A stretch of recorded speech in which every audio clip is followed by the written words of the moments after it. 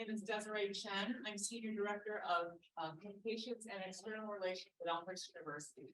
My pleasure to welcome you to campus for tonight's One Book, One Elmhurst author visit with Frank Waln.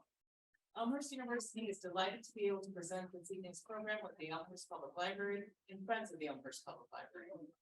Events like these affirm the university's commitment to offering thought-provoking discussions on some of the most interesting and relevant topics of the day.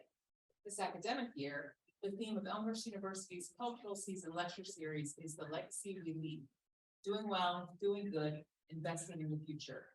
It highlights philanthropic impact and building a culture of generosity and hope. And now it's my pleasure to introduce Des Lehman, the Development Team Programming Coordinator for the Elmhurst Public Library. Thank you.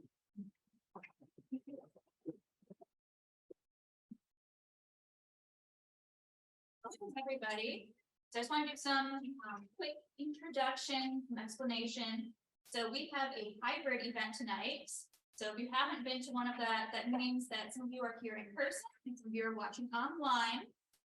So you can do a little bit of both. We are recording, so you can always watch some of this later and hopefully share it with everyone you know. If you are here in person, we're going to do the questions at the end. So you have to remember them or write them down. If you're online, we're still going to do the questions at the end, but you can put yours in the chat or the Q&A at any time, and we'll ask them. If you can silence your cell phones, and if you need to get up for any reason, just try to do so without disturbing your neighbors too much. I want to talk a little bit about our One Book, One Elmhurst. So we pick a different book every year that we think has important topics of discussion, and we plan events around it like this one. So this year's pick was American Like Me. It was edited by America Ferrera, but it had lots and lots of different authors in there who were all sharing their experiences of living between cultures. So for some of them, they were immigrants or refugees. Some were the children of that.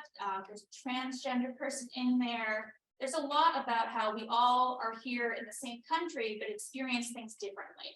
So we wanted to explore that, and we thought that was a good book to do it with because there are so many different stories, which meant they're all a little bit short too, so you can kind of dip in and out as you need to. We've been doing some discussions at the library. We've got one more coming up, but I believe it is booked already. But hopefully you can have some of those discussions at home and with friends as well, or if you just want to come to us at the desk and talk about it, we're always happy to talk about books.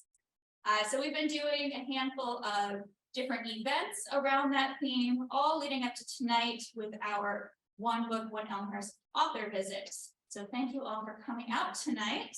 And I'm going to turn it over to the library's director, Mary Beth Harper.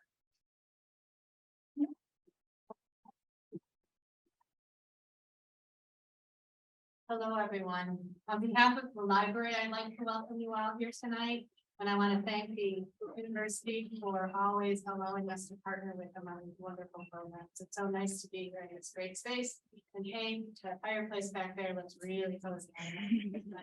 So I'm also here to tell you a little bit first before we start our program and before I introduce our speaker tonight to talk about the Friends of the Library. This is a program that is sponsored by the Friends of the Public Library, and the Friends have been at the Elmhurst Public Library since 1941. They have enhanced the library's resources and supported programs through funds from their dues and various fundraising ventures. Working separately but alongside the library, the Friends further the mission of the library by securing materials beyond the scope of the ordinary budget to add further enrichment opportunities to the citizens of Elmhurst. Here are some of the ways the Friends add value to the library and your experience. They donate funds for prizes for thousands of children, teens, and adults in the popular summer reading program. They dedicated the benches in front of the library entrances. They purchased e-readers for kids, teens, and adults to check out. And they partner with the library to bring in authors to support the large-scale programming efforts like Elmhurst Reads and One Book, One Elmhurst. They also sponsor various writing contests for kids throughout the year. Anyone can become a member of the Friends of the Elmhurst Public Library by filling out an online application and paying annual dues. Dues range from $30 for an individual to $200 for a benefactor per year. These dues go directly to the library. So we thank all of you for being here, and I want to especially thank the Friends of the Library. Can any of the Friends board members please stand who are in the audience? Thank you.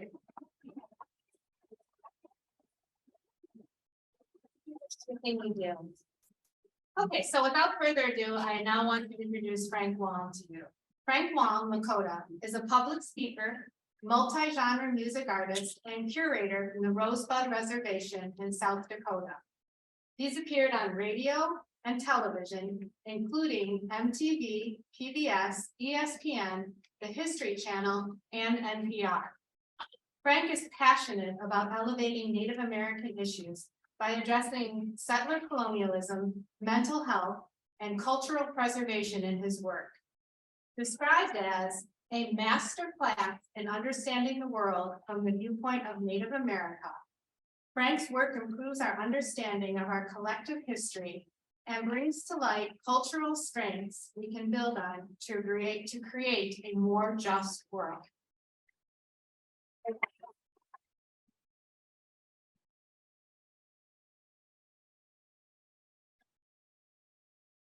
Takoyaki.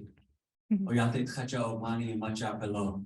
Naha yuha chante washte na pe chiuza pelo. Hello, I just introduced myself in my language. My language is Lakota. My tribe is Lakota. And I introduced myself in my Lakota name, which was given to me in ceremony by my home community, by my tribe. And my Lakota name is Oyate Tchecha Obomani, which translates to walks with the young nation or walks with the new nation. And I said, I welcome you all with an open heart and an open handshake. And I was taught by my elders to introduce myself in my language everywhere I go. And by the end of my presentation, you're going to understand and know why that's important. I'm going to talk about my home a lot today. I'm going to talk about my life. I'm very grateful to Jez for organizing, and to the university, Elmhurst University, for hosting me here tonight.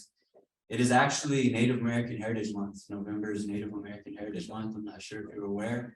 And so this is my busiest time of the year. I was in a lot of places. Every week I had a handful of gigs. So this is my last Native American Heritage Month event. So I'm very excited and honored to be doing it here with you all. This is also my last live event for the year. So, you know, I'm honored to be able to share that time with you all. And I want to start off with some music because I'm a musician. Now I'm here for my writing, but as you will find through my presentation, that whether I'm writing for America Ferrera's book, or I'm writing a song, or I'm producing music, it all comes from the same place. And I'm going to explain my creative process and how it's rooted in my culture, and how my culture guides my creative process, and how in doing that, I'm just continuing a long tradition of creative expression that my ancestors have been doing for hundreds of thousands of years, long before the United States existed.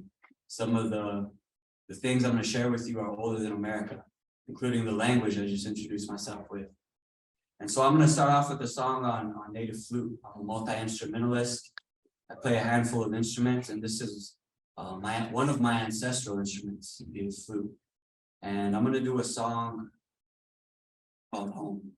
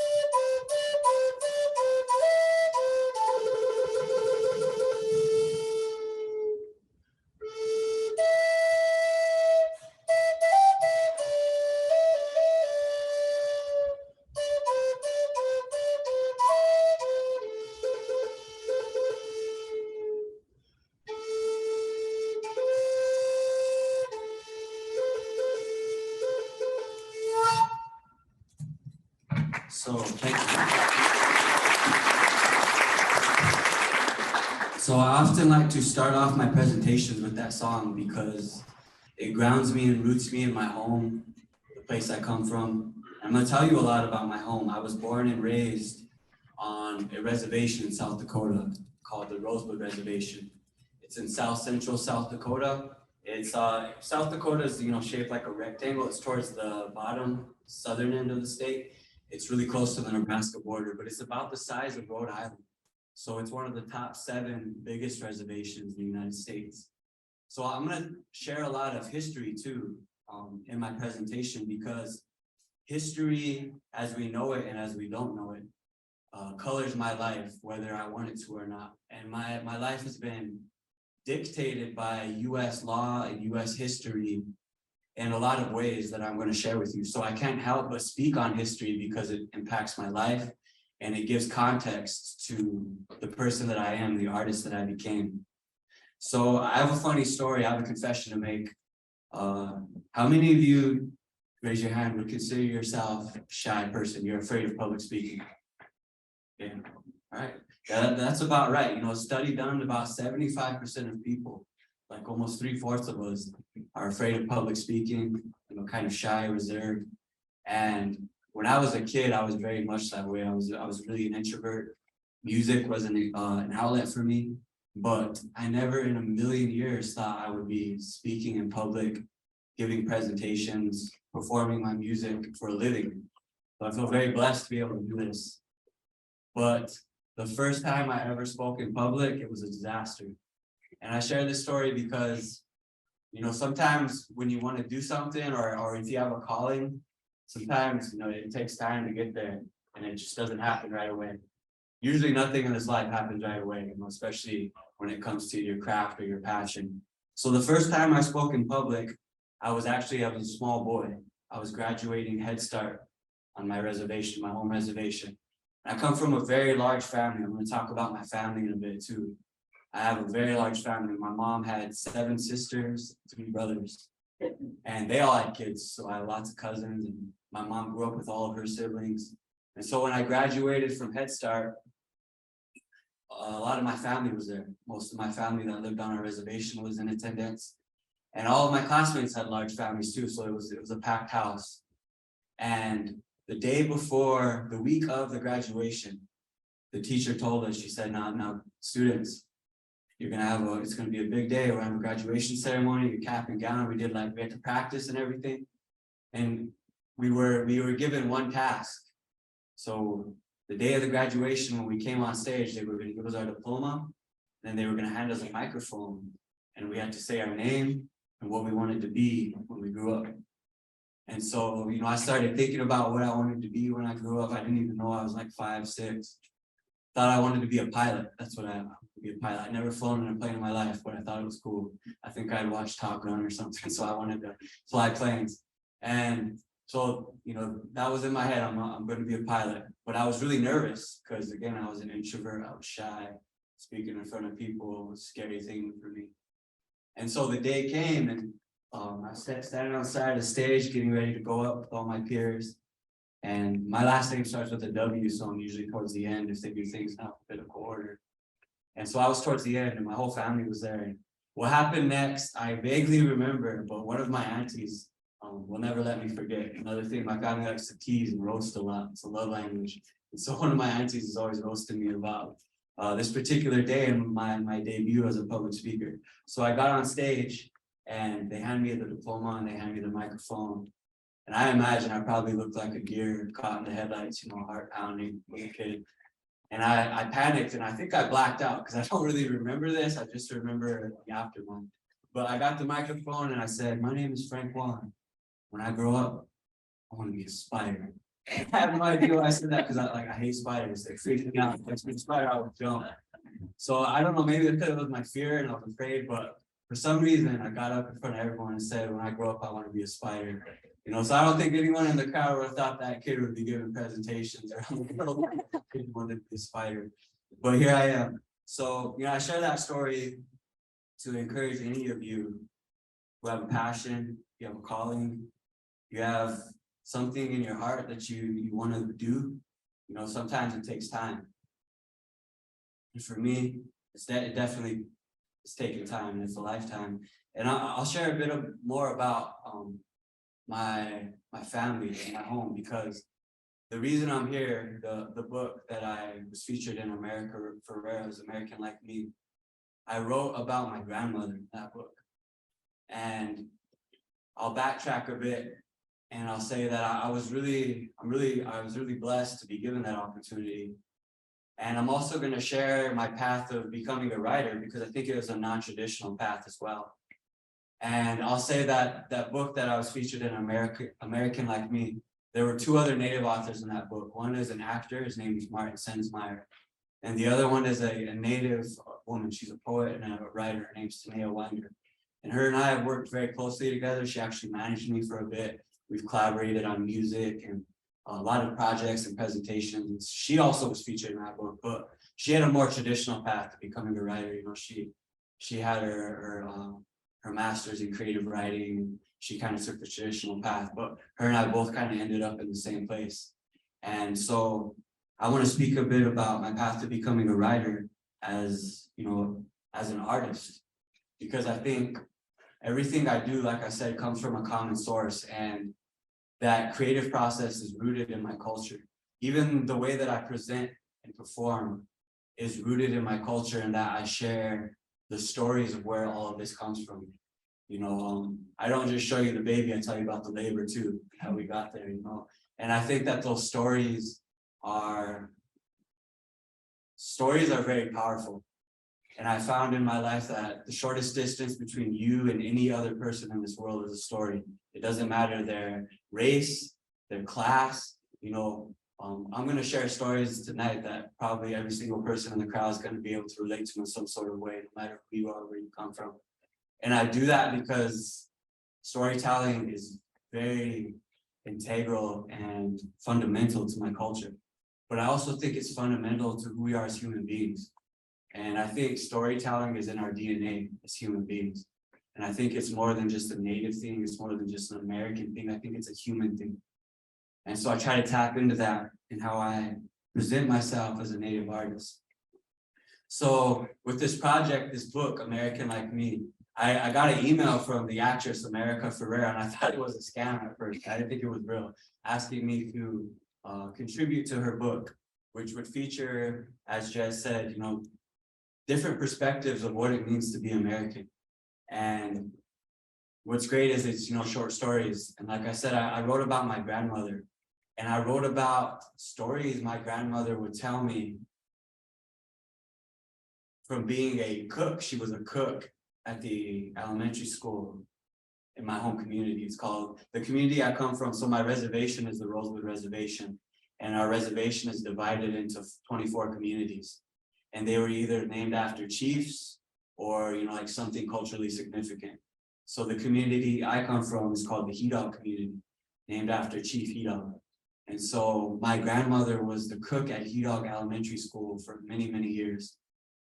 And whenever she was telling me stories about her experiences as a cook, I was traveling the world as a performer and presenter. And I was also just realizing how her stories were a great example of how unique it was growing up on a reservation in the United States. And I'll give some historical context here, because when I moved to Chicago in 2010 to attend Columbia College, the first week I was here in the city, I lived in the UC, which is a giant dorm building in downtown Chicago. The first week I was there, I was on the elevator and I met this young lady. We started talking. She was asking me about my hair at first. She liked my hair. And we got to talking, and she's like, you know, asked me about my ethnicity. And I told her I'm Native American. And she thought we were extinct. She thought Native people were extinct. You know, that really kind of took me by surprise. And I started meeting more people in the city who don't even think of Native people at all, who think we're completely gone, who think we're extinct, even though they're living on colonized land, you know, that Native people maintained for hundreds of thousands of years so that we could even be here. And I started asking people, where did where did you get this information from? Why do you think that? Why do you think we don't exist anymore? I'm standing here in the flesh. And I started realizing as I was speaking with people who either were ignorant about Native people or didn't know we exist, that a lot of what they thought they knew about us was told to them by the same people who tried to murder us and destroy us in the genocide. So it was a very skewed perspective. And I think people's perceptions of reservations was one of the examples of this. I started meeting people who thought reservations were, like some sort of handout, like a handout from the government. And like it was like a gift, like this paradise. And it made me realize how unique my story was, but also how powerful it was to just share my story. And I started talking about reservations and American history and things I was learning about. And one of the things that I learned, and I didn't learn this until I was in my 20s, even though I grew up on a reservation, I didn't learn certain things about my own history and my own home until I started reading works written by Native authors. And I didn't even get access to that until I was in my 20s. The reservation I come from is very rural too. It's very rural and it's very poor. It sits in one of the top 5 poorest counties in the whole country. And so imagine, it's the size of a small state. There's a lot of poverty and very rural. So when I was growing up, we didn't have access to a lot of opportunities or resources, including our own history. And I learned that reservations were one of 2 things in this country. They were either a piece of ancestral land that a tribe occupied, and when the government tried to displace them and move them and take it away from them, they fought, they went to war, they wouldn't move, they couldn't be displaced. And so the government said, all right, that's your land, that's your reservation, you can have that. Or they were that, or they were another thing. They were one of 2 things. The other thing, and the reservation that I was born and raised in falls under this category. They were literal death camps, concentration camps, where we were marched to die. And if you study the reservation system, which came into place in the early 1900s, it was like an open air prison system. Every single aspect of our life was dictated by the guards. We couldn't even get food without the guards' permission. You couldn't leave your home community without the guards' permission. And oftentimes they would withhold rations and withhold resources to get us to do things that they wanted. So whenever they established the reservation system, the US government signed treaties with every single Native nation, hundreds of them, hundreds of treaties. And these were legally binding documents, like if we signed a treaty with France or Europe or England. The US government, the treaty that my tribe signed with the US government was called the Fort Laramie Treaty. And this treaty, I can't speak on any other tribe's treaty, because these are very highly political, and you really got to research because they're so complicated. Each treaty was different. But fundamentally, the government kind of promised a basic set of things to each tribe. So for my tribe, the Fort Laramie Treaty, we were promised healthcare, education, and the most important piece of land in the entire universe, the Lakota Nation, which is known as the Black Hills, South Central South Dakota. Now, the Black Hills is the center of our universe. If you learn about my tribe's history and our culture and our ceremonies, you will find that our most important and powerful and significant ceremonies take place in the Black Hills. And our creation story even tells us that we emerged from a cave in the Black Hills. And if you take a satellite view of the Black Hills from space, it's shaped like a human heart. And we believe it's the heart of our world for Lakota people. So in the treaty that we signed with the government, we made sure that we would get the Black Hills. Well, the US government, after signing all those treaties and then putting us on reservations, open air prison systems, they wrote every single treaty they made with every single tribe legally. None of those treaties have been honored. The very documents that founded the land we live on legally aren't sound. And for my tribe, the US government and settlers, they found gold in the Black Hills. and uranium. And so we were never given the Black Hills. And now you probably all know the Black Hills because of Mount Rushmore. So they not only took our most sacred mountains from us, they then carved the faces of presidents that tried to kill us into our mountains, turned it into a tourist attraction. And we legally only own a very small piece of the Black Hills called Peshla. And in like 2012, 2013, a lot of organizers and activists from where I'm from did this huge online campaign and raised millions of dollars to purchase that back from a private landowner who owned it. And thankfully, he was willing to sell it to us, but we had to pay upwards of $10 million for land that was stolen from us, just a small piece. And so, you know, that sort of history colors my work, colors my life. Like I said, my life has been dictated by US history and policy, whether I want it to be or not. So that was the foundation of the reservation system. And another thing that happened in tandem with that, another act of genocide. So when I talk about genocide in this country, I literally mean genocide. It was one of the largest genocides in the world. There were over 200 million Native people here, and just the United States alone, not talking about South America or up in Canada, just the United States alone, there were hundreds of millions of people here. And by the 1950s, 1960s, less than, well, like 99.8% of us died. So less than 1% of us survived. And during that genocide, when they placed us on reservations, another thing the government did was, under US law, they outlawed all Native American cultures. But the language they used, they called it our religions. They said that our languages, our songs, our dances, our social ways of gathering, every element of our culture, they legally called it our religion. And they made all Native religions illegal under US law until the Indian Religious Freedom Act of 1978.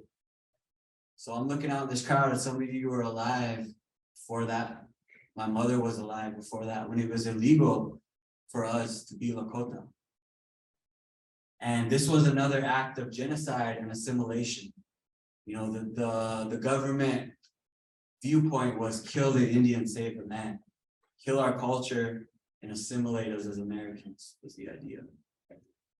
But if you come from any culture that's not just purely American, you know that full and complete assimilation is impossible with any culture. Even if they try, like, you're gonna bring your pieces of your culture and who you are with you. You can't kill that out of people, no matter who you are, where you come from. And so back home where I'm from, if we were caught practicing our culture, speaking our language, doing our dances, praying how we always prayed, now the elders that gave me my Lakota name that I introduced myself with told me these stories because them and their families kept our ceremonies and culture alive when it was illegal and it had to go underground. And they would have to be subversive about it, and it had to be done in secret. And suddenly all of our ceremonies were now done late at night, early morning, from like midnight to 4 a.m. The funny thing is they're still done that way because, you know, that genocide impacts you. And so we used to be able to do all of our practice our cultures out in public and, you know, in public spaces, but it had to go underground. So it still is kind of underground very much, but because of that history of almost 100 years of being illegal. And if the people, the agents running the reservation or the police caught us practicing our cultures back in my home state of South Dakota, they would arrest us because they legally had the right to arrest us. And they would actually throw us in insane asylums because they said we were worshiping the devil, because remember the language they used was religion. They said that our religion was devil worshiping, AKA our culture. And if you drive through old rural South Dakota, you will see giant abandoned concrete buildings that say insane asylum for Indians, where they would send my ancestors for being Lakota. And I share all that with you because that colors the stories that I shared in my book, American Like Me. So as I was listening to my grandma tell me stories about what it was like to be a school cook, I connected the dots to the fact that we were living in the remnants of a concentration camp. And I'll share just a piece of what I wrote in that book that'll give you an example of that. So my grandmother said that whenever she was a cook, they got pears for the first time. They started getting these different fruits. And so whenever they were serving these fruits, she used pear as one example to the kids. The kids wouldn't eat the pears because they didn't know what a pear was. Because when you're growing up on a concentration camp, you're not given fruit. So she had to educate the kids about what the fruit was. She had to go to each class and tell them, this is a pear, these are fruit, this is food, this is healthy for you. And to her, it was just, she was just doing her job. She loved cooking, cooking is her gift. And that's another thing I talked about. I'm an artist, I'm a music artist, but I look at art from an indigenous perspective. Indigenous lens, because in my culture there is no word for art. Art was everywhere. Our culture was art.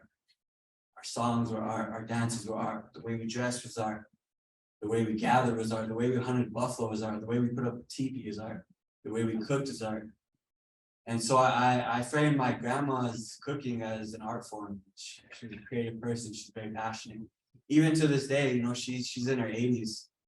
And we still run into people, sometimes they're 50 years old as my mom, 60, and they still remember her. Marie, you still remember when you were cooked, the bread you would make for us. It was before they had a lot of different laws for school cafeterias and all. So she had a little bit more leeway, and she would make them fresh bread every day. She would bake them cookies. And so in that book, I talked a lot about my grandma's stories and how through her stories, you really get a picture of what it's like to be native in the United States and to grow up on a reservation that was once a concentration camp. And how, sometimes that means you even got to teach the kids what fruit is, because fruit was taken from us. And so that's a bit about where I come from and my family. That's my grandma. I was raised by a single mother. And my family actually does rodeo. My family used to have a rodeo company called Waln Rodeo Company. It was one of the few native-owned rodeo businesses in the Great Plains. And my great uncle was well known throughout the plains and in rodeo culture as being a very prominent native rodeo contractor. So I grew up at the rodeo, and I grew up working at a rodeo. And all of my family ranches and does rodeo. And I was kind of a black sheep. I wanted to do music. And I was always drawn to music, and I'm still kind of a bit of the black sheep. My whole family's still back home, and I'm blessed that I get to do this. But I travel the world and do music and present. The kid that wanted to be a spider, turns out, was the one that wanted to leave home. And so, my family grounds me in my work very much. And I think being an introverted kid, like I said, I was a shy person. Music became naturally was the best way for me to express myself. And so I started out on piano. I play, like I said, I play a handful of instruments. I'm all self-taught. And I started on piano, and then when I was a teenager, I started saving up money to build a home studio. I started teaching myself to write and record music. But what's cool about tonight is I get to also share about how writing and being a writer was like this with my journey being a music artist. I feel like they're so intertwined, I can't separate the two. So my journey of songwriting to becoming a songwriter actually started with writing, and it started with poetry. So I was playing music, and I never really thought of like putting words to it. It was just, I just loved playing the piano and, just hearing the notes and expressing myself through music. And when I was in 6th grade, in my literature class, we did a poetry week. And it was the first time in my life I had been exposed to poetry. And, I'm a little bit older, I'm not older, but I'm 33. So we didn't get internet on my reservation until I was about 15. So I always think about how my life is unique in that I've lived about half of my life with the internet and about half of my life without. And so I know what it's like to come from a very rural, poor place when there was no internet and there was no resources. And if you wanted to learn something, you couldn't just hop online and Google it. You know, you had to go to a library, and our libraries didn't have good books. So once I got the internet when I was a teenager, it was like I was given the keys to the castle. And and anything I wanted to learn, I was looking it up. And so, you know, whenever I was in sixth grade, I was exposed to poetry for the first time. I fell in love with it. And that week, our homework was to write different types of poems, you know, sonnet, limerick, da da da. And at the end of the week, we had a whole poetry booklet. And I never, looking back still to this day, I don't think at least from 6th to 8th grade, I don't think I loved project or assignment as much as I loved doing that. And it didn't even feel like schoolwork. I enjoyed it.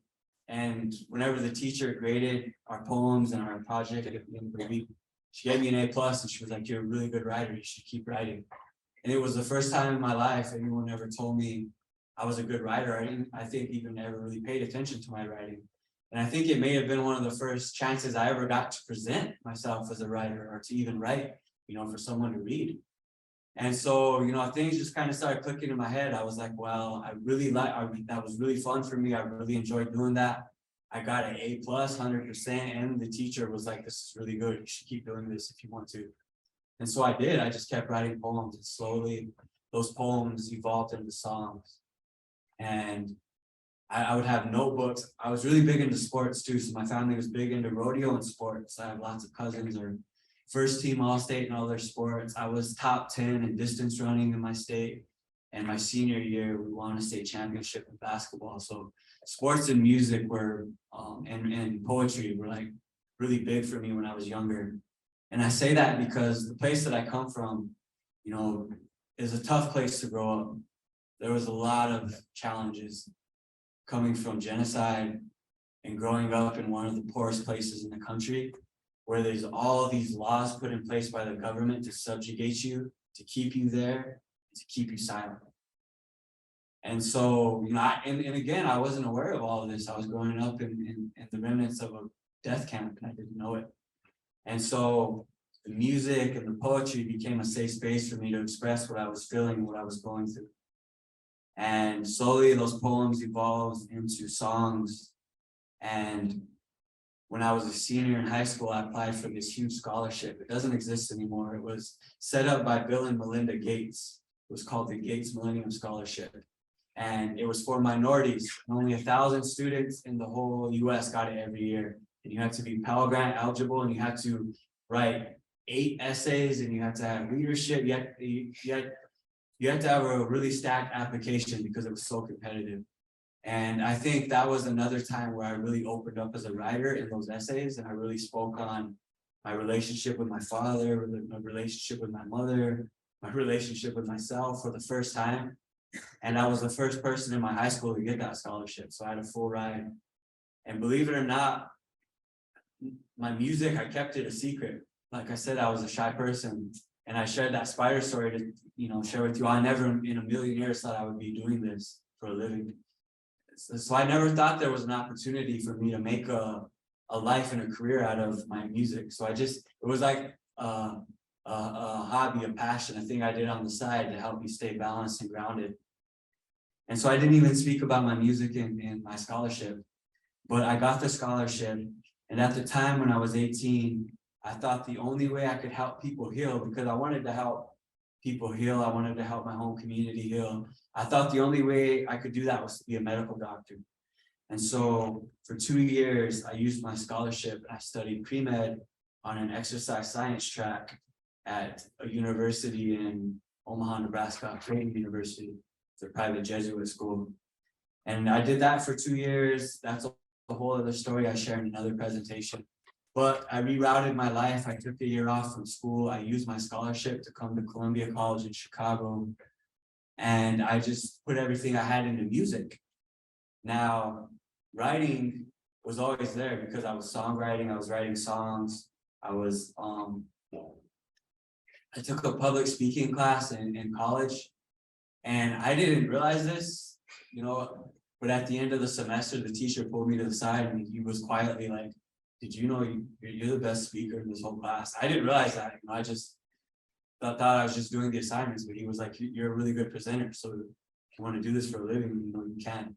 And it's funny because I never, you know, I love music and I love performing, and I never thought I would be giving keynotes and presenting, but that's a big part of what I do now too.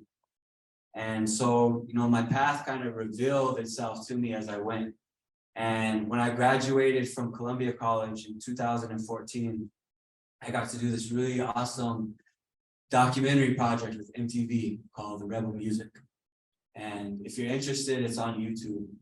Rebel Music is a series that MTV World does about music and resistance around the world.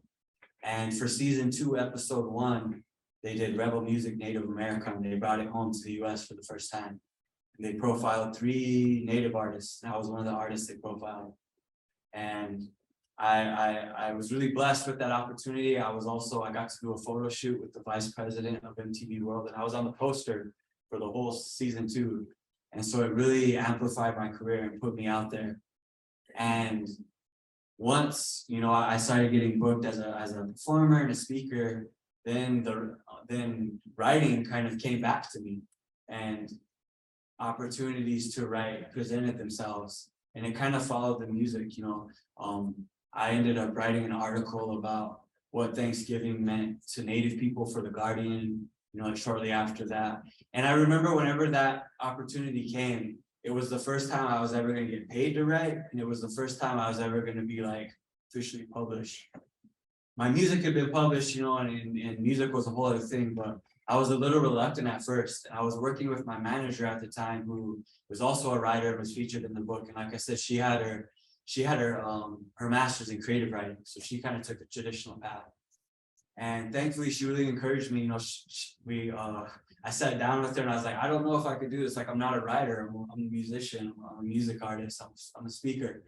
But she said something to me that kind of, I think, put the right lens on for me and kind of helped me find my feet as a writer. She said, just write how you speak, because people are coming to you to write because of how you speak.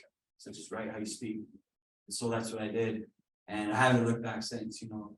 But as I shared with you all about, you know, my creative process, whether I'm writing a song, performing the song, or speaking, all of it comes from my culture and our storytelling. You know, so even how I approach my writing, I feel like it's from a Lakota lens and a Lakota perspective. And let me just say, I'm very grateful for editors. If there's any editors, thank you.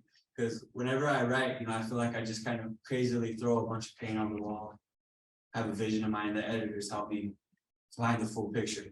So very much how I write is rooted in my culture, rooted in storytelling, rooted in personal experience. And, you know, so I share all that to give some context about why I'm here. I'm here because of that book. I want to share a few more songs with you, and then we'll open it up to a Q&A if anyone has any questions, thinking about it online as well, you know, get your questions going. But I want to share another song on the flute. And before I do this, I want to also tell you about a really cool project I recently did with this. So I'm sure you all are familiar with our very own Field Museum in Chicago. In May, they just debuted their new Native American exhibition hall, which was it was a multi-million-dollar project. It's a huge project, 3 years. And I got to curate a music interactive space in the new Native exhibition hall. Within the whole hall, there are 6 rotating exhibits. They're kind of like rooms. And those exhibits will be up for 2 to 3 years. So I got the opportunity to curate one of those rooms. And it came about through my relationship with the museum, my time here in the city. There's a Native woman who works at the museum who's like an auntie to me. She's an artist. She kind of helps bring me into the project. But in that exhibit, I used 4 of my flute songs, including the one I started with. And I break down in depth every piece of the song and how my culture influences it, and the stories that those songs came from. And then in the middle of the room, I recreated my little home recording studio, my little recording booth, and I worked with the design team where you can create a beat, you can create a piece of music using loops that I created with my instruments, and you can email it to yourself. So if any of you are going to visit the Field Museum for the next 2 to 3 years, I encourage you to check out my exhibit. And it's rooted in my flute. So this next song I'm going to share with you all is the Calling Your Spirit Back song. And I wrote this song. If you want the full story, you should go to the field. But I went through a very traumatic experience at the University of Chicago Medical Center in 2020. I'm epileptic, and I had an epileptic seizure, and I had to be taken by ambulance to the hospital there. And they really mistreated me because of their ignorance about Native people. And I'm gonna just share a snippet of what happened to me because it connects to history. So I shared with you all the US law that outlawed our cultures, right? Until 78. So before that law, they would throw us in insane asylums for practicing ceremony. I shared that with you. So when I was in the hospital at the University of Chicago Medical Center, one of the things they did to me was they tried to misdiagnose me. So I have scars on my body that are from a ceremony we do where we offer pieces of our flesh for prayer. This is something we've been doing before the United States even existed. You know, we were doing this ceremony for thousands of years before settlers arrived. And then that ceremony became illegal for almost 100 years until 78. So now, thankfully, our ceremonies are in a state of revival. But I've been participating in this ceremony since I was 19. So I have scars on my body from it. And when the doctor saw these scars, despite my family and relatives telling them that these were from ceremony, they said it was self-mutilation. And guess what? They tried to send me to the psych ward. They tried to send me to the insane asylum for doing ceremony. And a lot more happened to me at the hospital there, but that's just a snippet of how this ignorance can harm people. It isn't just, oh, I don't know. No, this ignorance results in mistreatment, especially if you're in a field of helping people. Yeah, so I wrote a song after that to call my spirit back, because in my culture, we believe that in trauma, your spirit can leave you pieces or entirely. So when I came out of that hospital, I felt like my spirit was gone. And I wrote this song to call my spirit back. So this is for all of us who have experienced trauma. I share some heavy history tonight, some of my, you know, my tribe's trauma, some of that history of genocide. So this is just to ground us and to bring our spirits back and to bring us to a place of healing and to call spirits of our ancestors too, all those who were lost.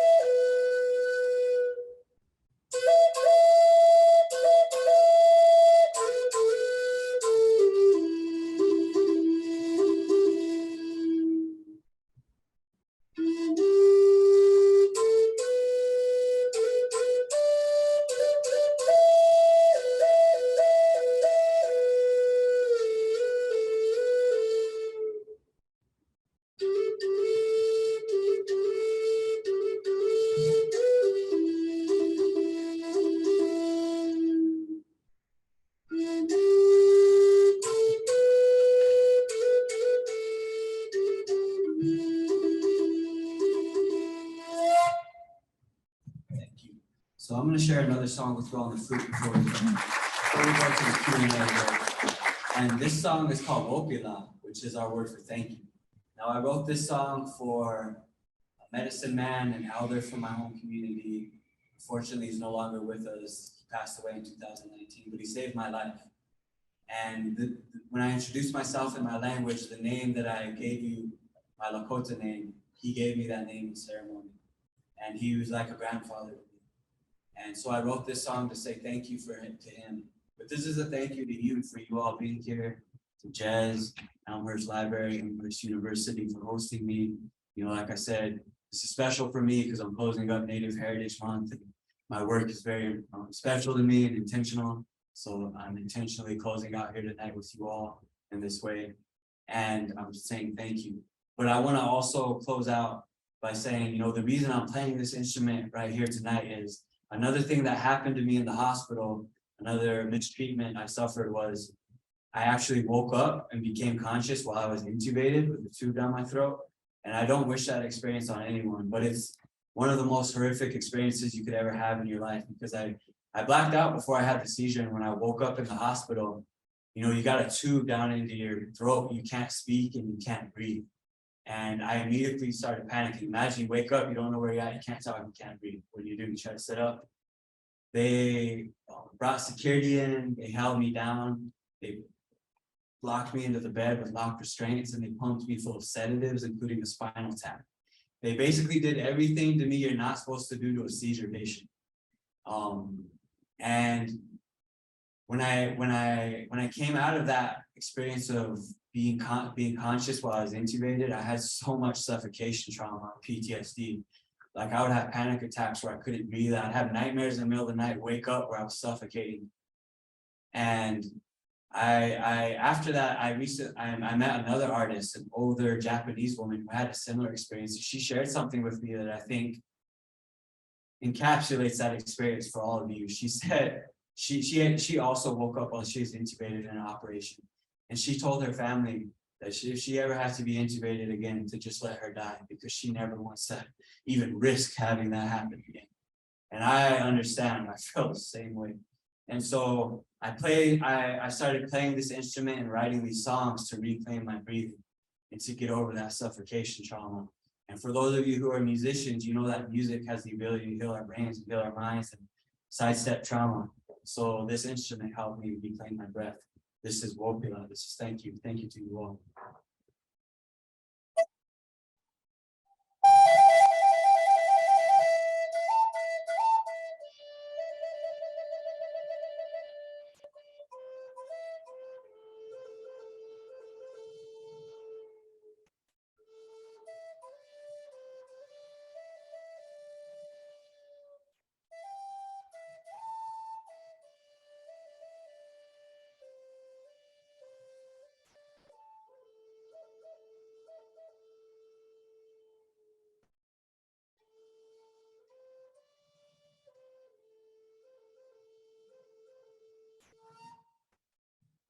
Waln, thank you all very much. Thanks.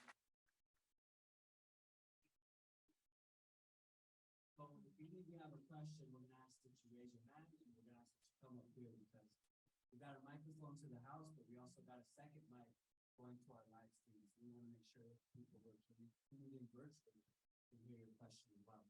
So if anyone has a question, feel free to raise your hand. If not, we'll leave it. So can you come up to the front, please? We'll have you speak it into the stream.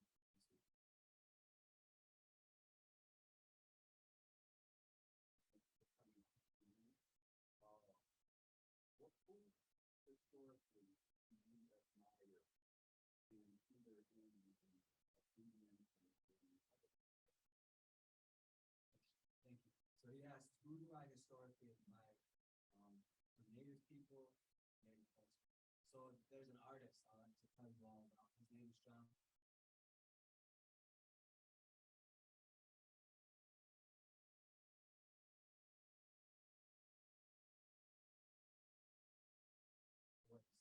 You can only find it on YouTube. Look up John Trudell's type of voice.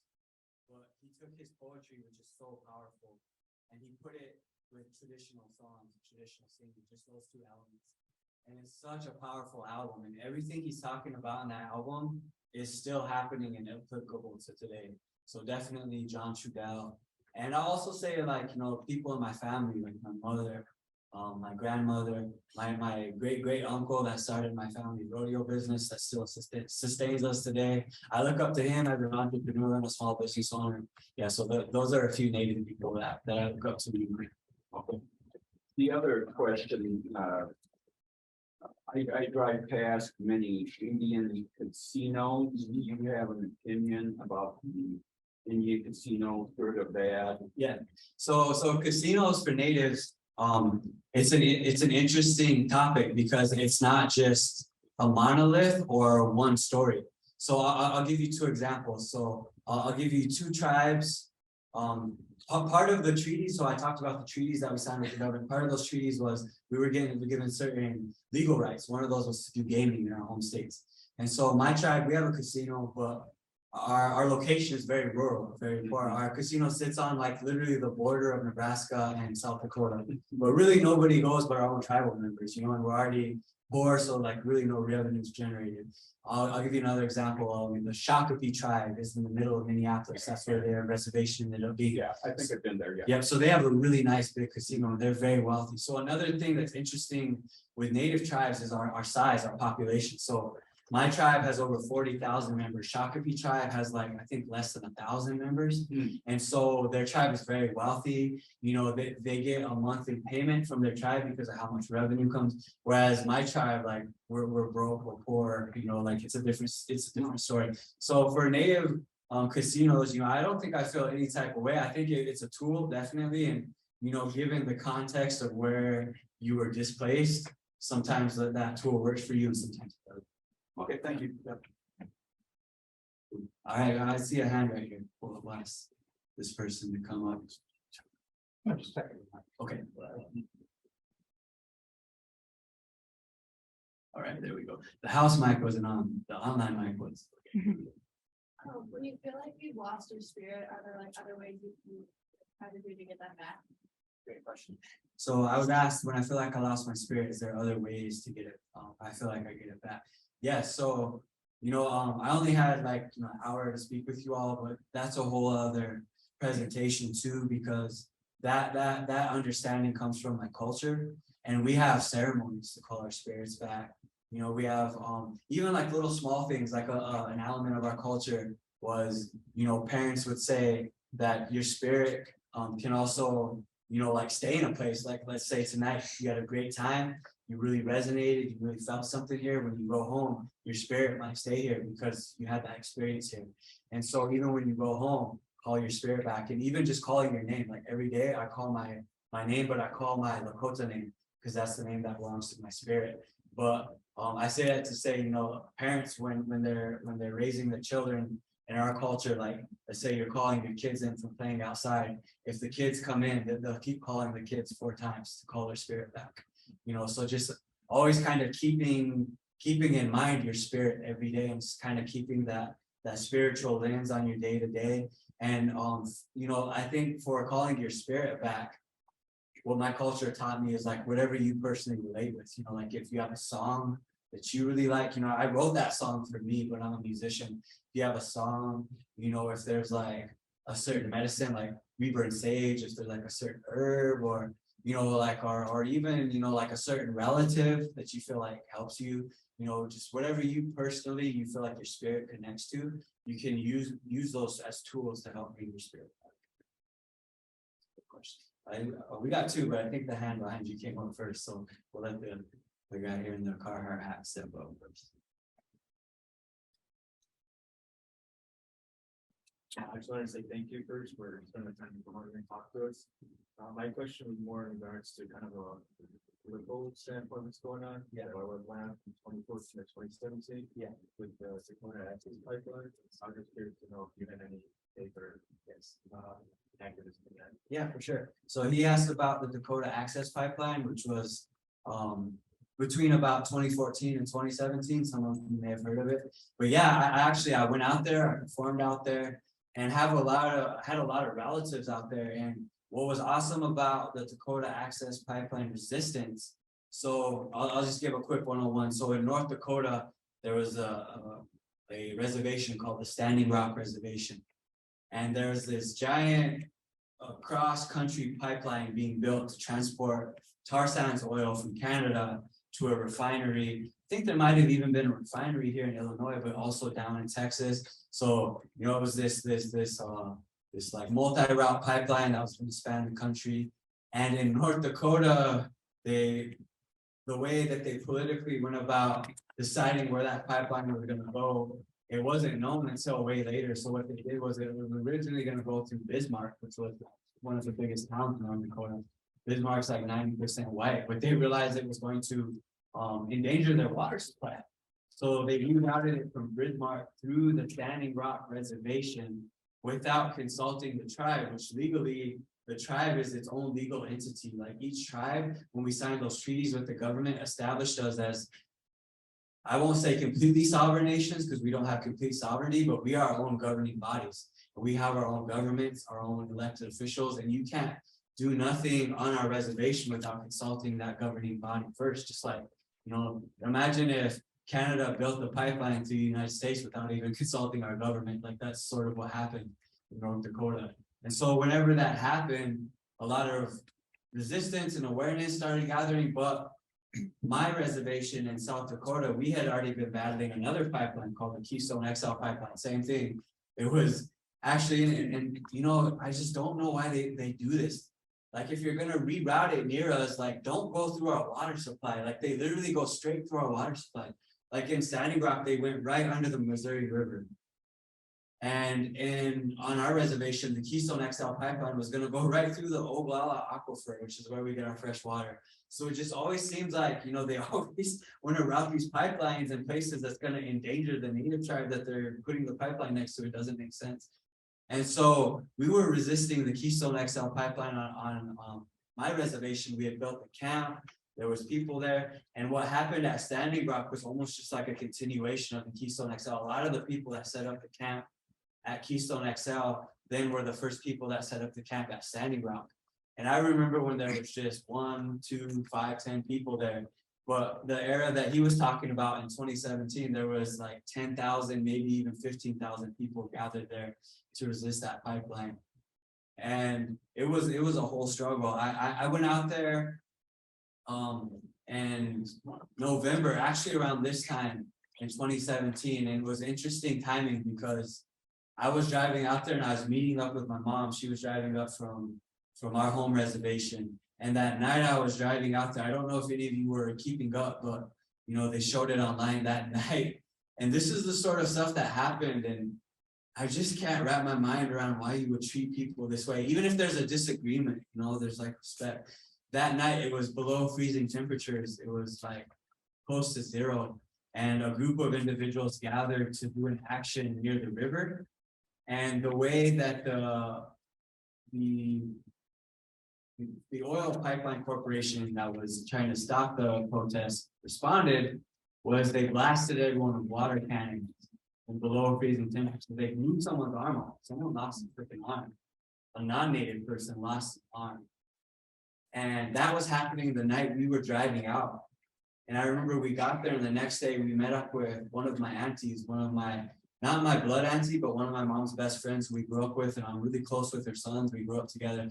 She was one of the people that founded the camp for the Keystone XL pipeline, and she was one of the founders of the Standing Rock camp. And every single person, I went out there and performed, and I went out there when I could because I was also touring. But every person that's from my home community that was up there and camped out up there, I'm not lying to you, they are like survivors of war. Like the trauma that they carry is just, a lot of them, some of them fell to addiction, they're having a hard time. They literally survived a war. There's a young man from my home community. We did ceremony together, the ceremony where we offer flesh. Me and this young man did this ceremony together, so we're very close. And I seen him up there, and when he could see me, he was really excited to see me. He came up to me, he had this look in his eye, like I was looking at someone who just come from war, and he started telling me the story. And I remember seeing this in the news, but I didn't know it was him. But what had happened to him, this was in the national news.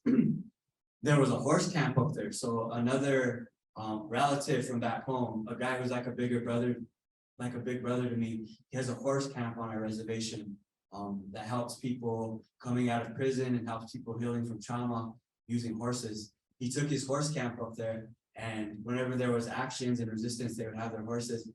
Helicopters and the police were chasing him on his horse, and they killed his horse. And he had to bury his horse up there. And he came up to me, he's telling me that, he's like, man, that was me. And I seen him in the news.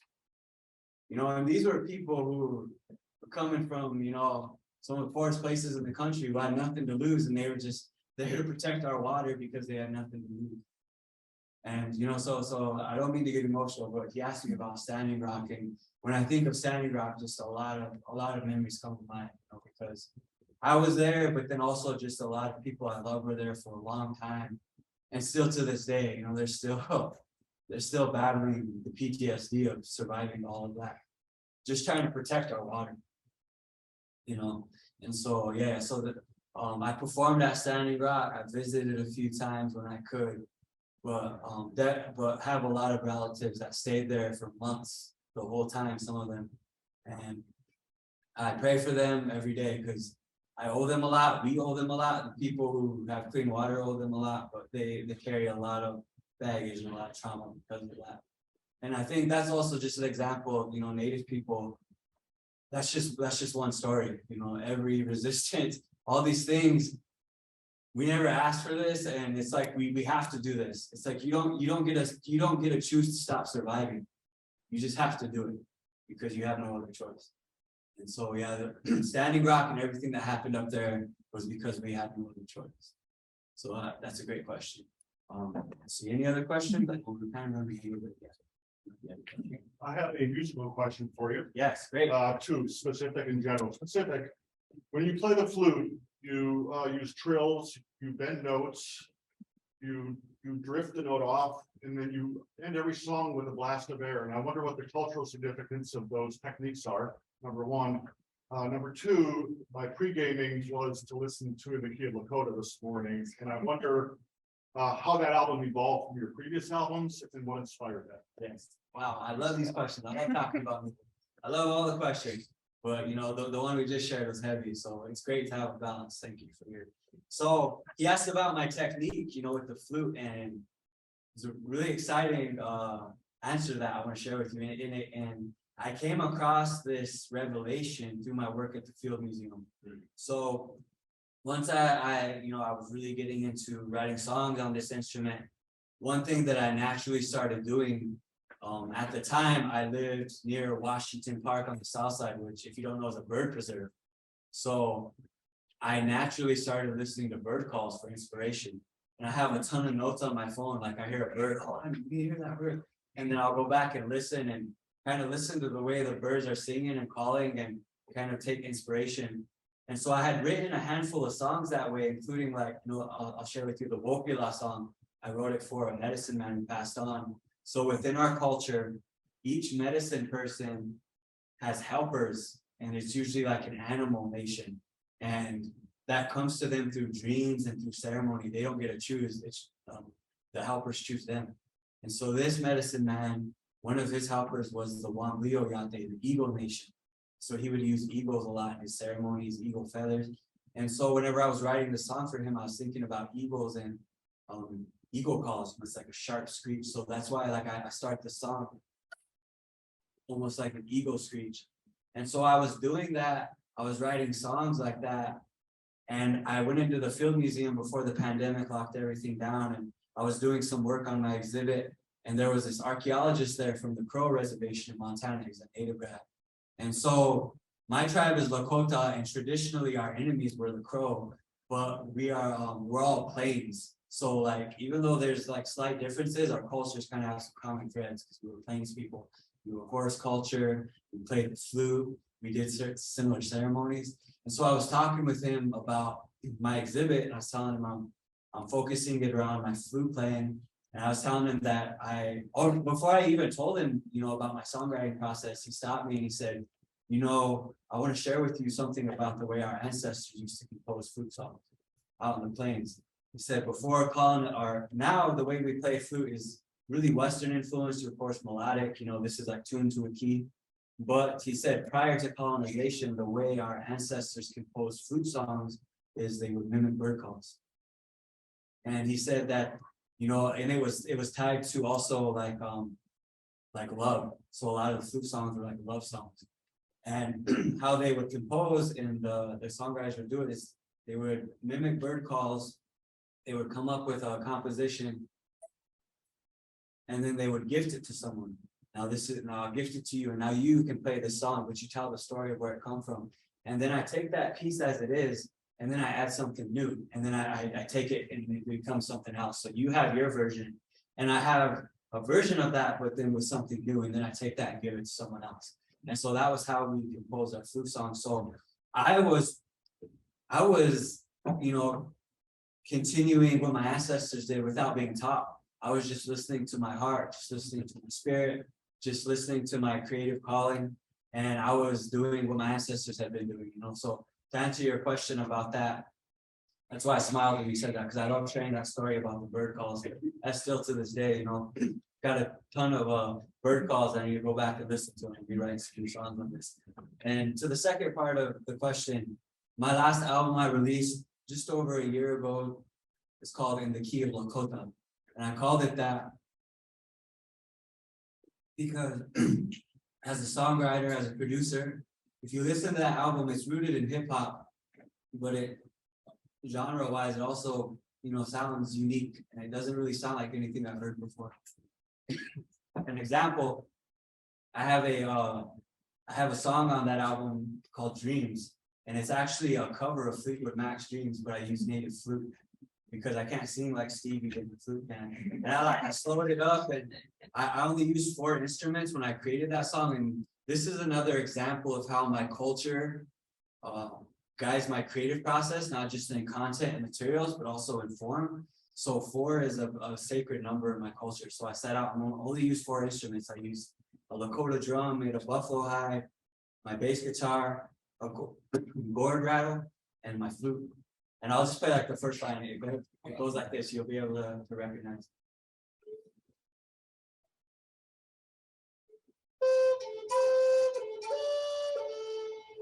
So, you know, I do a lot of really cool, interesting things on that album musically.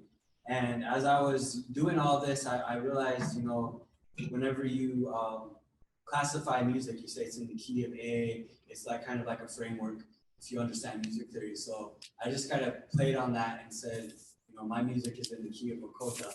And actually, the experience that cemented the album title for me was a PBS series. So it's not free online anymore, but PBS has a show called One Voice. And I was featured on PBS One Voice. And what One Voice is they invite artists to perform with the American Pops Orchestra. And it follows themes. So I was in the name of the episode I'm in is One Voice American Roots. And it features all the music that we consider, you know, coming from American roots, people from all different ethnicities and walks of life. And I also co-hosted that show with the conductor. And I got to perform 2 of my original works with an entire orchestra. I'm gonna tell you all a secret, I can't read music. I can't write music, but I wrote songs that were performed, and I performed with an orchestra because I was coming from the key of Lakota. You know, I understand music enough to be able to play with an orchestra, to compose music that an orchestra can play, but I can't read or write traditional Western music. You know, but it's always been a life goal of mine to play with an orchestra. So I got to do that, but kind of in a roundabout way. You know, like I said too, my path to becoming a writer is kind of a non-traditional one. But I really think I'm just taking like a native path to all of it, you know. It's taking a bit longer and it's rooted in something different. But like I said, you know, I think all the stuff I'm sharing is just human stuff. I talked about the stories, and, you know, I said a lot of you in here tonight would probably be able to relate to the stories I shared, and you probably have. You know, and I think even though I shared a very native perspective tonight, I think the fact that you were able to relate to it shows that beyond native, beyond American, beyond all of that, beyond class, a lot of these teachings are just human. It comes down to just being a good human being. Well, what does it mean to be a good human being? And so, you know, the stuff that I put into my music and into my albums, for me, is an example of that. And so, you know, you talked about my album. I just came off of a tour, like a 9-week tour, and I've been waiting because I really want to record a new album. I haven't had the time to since that, but I kind of created my own genre with this album, and it's gonna be songs I wrote on the guitar, and I'll share with you all, you know, a preview of what I'm gonna call that genre. So it's acoustic, and it's rooted in a lot of what I shared with you tonight, and the name comes from another acoustic music that's from the country, from a rural area. So from the Appalachian Mountains, we get a genre called bluegrass. It's this acoustic music, and if you learn about the history of bluegrass, you see how it's rooted in their culture. They're expressing their pain, their joy, their love. That's what I'm doing with these songs, and I'm calling this genre resgrass because our slang word for reservation is res, comes from the res. So I'm gonna be, my new album's gonna be called resgrass. It's gonna be its own genre. So I'm looking forward to that. So thank you for that question because it kind of lends into that, and it's been heavy on my mind. I've been itching to record this album, so be on the lookout for that. All right. Well, okay. Take maybe one more. I know we're running over. We could probably talk all night for like. Okay, Frank, I'm gonna read a question from people that are watching online. So this is from Diane and Gordon. They wondered how were children recruited into Indian boarding schools? Wow. Yes, this is a very heavy and great question because it also, I think, connects to something I experienced last month too. So whenever I'll give a bit of context. So Indian boarding schools were the brainchild of the U.S. General Pratt, and the U.S. government was trying to figure out what to do with what they called the Indian problem. What are we gonna do with all these native people? You know, we tried to wipe them out. We went to war with them. We killed over 99% of them. We have them on these reservations now. What are we gonna do with them? We need to figure out how to solve this Indian problem. So General Pratt came up with an idea, and he came up with the Indian boarding school system. And he said, we'll take the children out of their homes, out of their culture, out of their home community in order to assimilate them.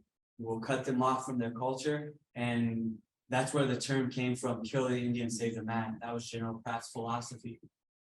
And he lobbied to the government, and he got funding in a facility, and the first Indian boarding school was in Carlisle, Pennsylvania. And it was a military barracks. And if you study the history of these boarding schools, they were literally ran like military camps. I have a Navajo sister, she's Danae, her name's Lila June, she's an artist too. She studied boarding schools for her dissertation. And so whenever we would meet up on the road, she would like tell stories, share stories with me, and the good, the bad, and the ugly. And these boarding schools were ran like military camps, and children were abused for speaking our language in these schools. But how they got us into these schools was through a combination of things, but it was mainly deception. So something that really just blew my mind about boarding schools and sending our children to boarding schools. I was reading a book recently from a Lakota medicine man. His name's Frank Foolscrow. And there's a book called Foolscrow. It's a really awesome book. He talks about his life.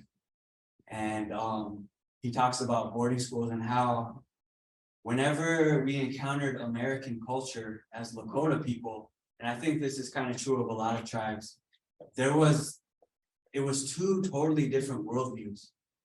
And for Lakota people, and especially Lakota children and Lakota boys especially, the way we were raised in our community was like, you strive your whole life to do something for your people, for your community.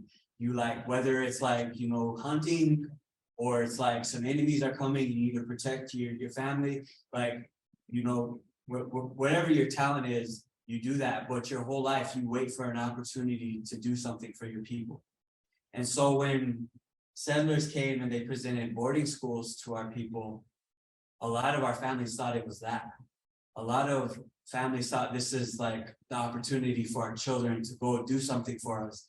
And I mean, even education to this day is presented that way, you know, go off, learn, gather knowledge and come back home and help your people. You know, that was how it was presented, was this is the opportunity for your children to go make something of themselves. And that was inherently built into our culture. It was like, you know, you earn your, like my name, you earn your name through doing an act, like doing something brave, like doing something for your people.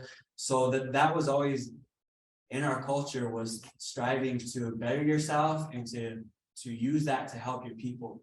And so they presented boarding schools as an opportunity to do that. Or also a lot of times parents just didn't even know what they were signing their children off to because of the language barrier.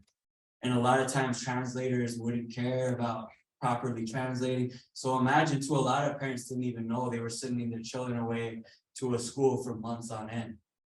And when they got to these schools, they were abused. A lot of children died. It's sad, man. This elder that I was doing ceremony with, he's older, he's in his 70s. And this summer when we were doing ceremony, he just started telling stories about boarding school. And you could tell for him, he was just like, man, this happened to me when I was a kid, but it was really sad. And I was trying not to cry because he was saying, yeah, when I was at boarding school, the nuns and priests, when I would speak Lakota, they'd put a mouse in my mouth. They'd make me hold a mouse in my mouth when I would speak Lakota. And he's one of our fluent speakers that I learned from now, And there's other places where, they would stab their tongues with needles. They'd make them eat Lysol for speaking the language. And so they were abused so much that the Dene sister, Lila June, who told me she studied these boarding schools, she said one of the most heartbreaking things she read and the reports about these boarding schools was that they found that after a certain amount of time, the children in these schools would literally stop eating and starve themselves to death. Because they'd be alive. So imagine what you got to be doing to a child to make them starve themselves to death when they're being killed. And so a lot of children died, and those that survived were our great-grandparents. So I want to also connect the dot to something that happened to me last month. So last month, I had an artist residency at Harvard University. Through this program they have there called the Art Lab, which is like an incubator for artists. And so I was out there for the Art Lab. But while I was out there, something else was happening at the same time involving Native people in boarding schools. So I visited all the museums at Harvard while I was on residency. I learned that Harvard Museums in total has like one of the top 3 collections in North America. I saw Van Gogh's portrait, right there. They have some really awesome stuff, powerful. One of their museums, the Peabody Museum, recently came under fire for, it came out that they had some human remains on the 2nd floor. And so, some controversy and Peabody was in a process of trying to figure out what they're gonna do about the fact that they have remains and, some things from cultures that need to be returned. And so while I was out there, I finished up one of the days of my residency, and the director of the Native American program at Harvard, this lady named Callie, she pulled me aside and she said, can you come meet with me and some of the ladies that work at the Peabody, especially this Native lady that works there? They want to talk to you, because I was supposed to visit the Peabody the next morning. And so I thought they were gonna just kind of brief me like, hey, we got some human remains, if you don't want to go there. But what happened next was something I could have never imagined. So they brought me to the Native Studies program offices at Harvard, and I waited for a few minutes, and then three ladies came that work at the Peabody, and 2 of them were Native. And actually, one of them I worked with at the field when we were curating for this exhibit, but she moved on to Peabody. And this Native lady, she started talking to me about this collection they have at the Peabody. And she said she recently just started working at the Peabody this summer. And in August, she stumbled across this collection. And no one had ever really done anything with this until she, as a Native woman, came across it. What it was hundreds of hair samples taken from Native children in boarding schools, from an anthropologist who wanted to compare hair from different tribes to see if there was differences in tribes, and also compare our hair with hair from people in Asia. And so she started telling me, her project is categorizing these samples and figuring out what to do with it.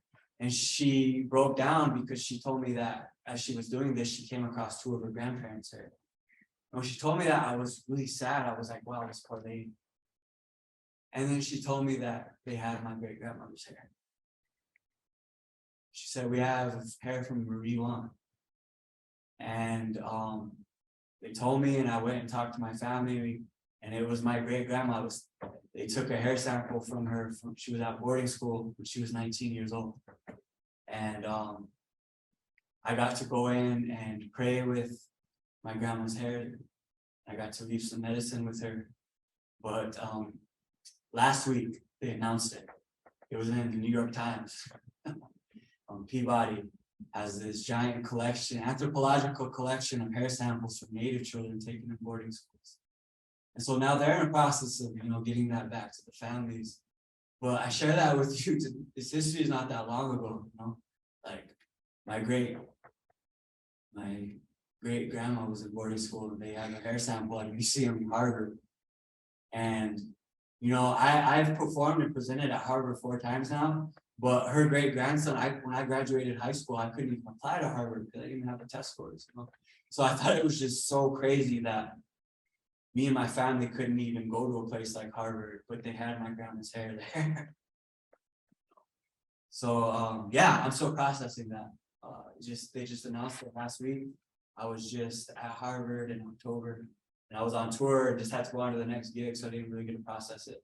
But yeah, to your question about boarding schools, it was deception. It was a lot of miscommunication because of the language barrier. And for every single Native family, and I just shared with you one family, there's so much trauma there. There's so much trauma there. And those that survived were our great grandparents, and they carried a lot of trauma. And a lot of them never spoke their language again. And my great grandmother took our language to the grave with her. And I'm in a process of learning it. And that's why I share it through my art. And remember when I started out and I said, when I introduced myself in my language, and my elders told me it's important. And at the end of it, you're gonna know why that's important. So now you know why. Yeah, so to your question about boarding schools, that's the answer. But I think is there any more question? I think we'll wrap it. Oh, we've got one more. I don't want to leave anyone hanging. We'll do one last question, one final question.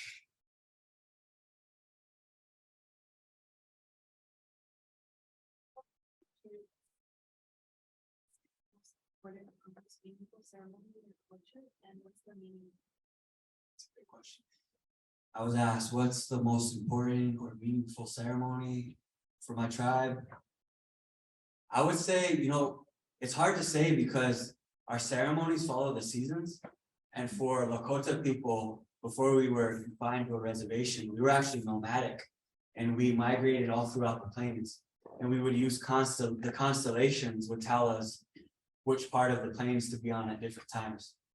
So it's like, oh, this constellation's here, so now we need to go over here. We do this ceremony. And it would follow the seasons. And so for us, probably one of our biggest ceremonies, and it marks the end of our old year and the beginning of our new year. It takes place in the summer because we follow the cycle of the earth, and when spring renews in the summer. It's called Sundance ceremony. The Lakota word is Luangwachi. I've been doing that since I was 19. And I can't say too much because it's a whole other topic. And also the elders that taught me this also tell me I can't share too much because it was also illegal, so this is something we hold very near and dear. But with this ceremony, those who choose to do it and make that commitment, we fast and we pray. We don't touch water for a whole week, but for 4 days, from Wednesday through Sunday, no food, no drink. We fast, you offer your body for prayer, and we dance and pray with the sun from sun up to sundown in rounds. It's a big sacrifice, and you really push your body to the limit. But I think doing these ceremonies taught me so much about life and just how strong we are as humans. And I also realized why my ancestors did these ceremonies. They work, they bring blessings, they bring healing, and they teach you a lot about who you are and what you're made of. But that ceremony is the one where we offer flesh for prayer. So I have scars on my body for that one. And we do that every year. It's a big ceremony. I go home for it every year. And like just a couple of days ago, we had a new moon ceremony back home. I wasn't able to be home for that, but every new moon we have a ceremony. So a lot of our ceremonies follow the cycles of the earth, the stars, and we kind of just fall into that flow. And that's how we always did it. And we were astronomers too. We had a vast star knowledge. So a lot of our ceremonies are connected to the stars too in different ways. But I would say Sundance ceremony in the summer is probably our biggest ceremony because it marks the end of our old year, beginning of our new year, and it's like our most intensive and probably longest ceremony. Well, I'm Frank Waln. Thank you all very much.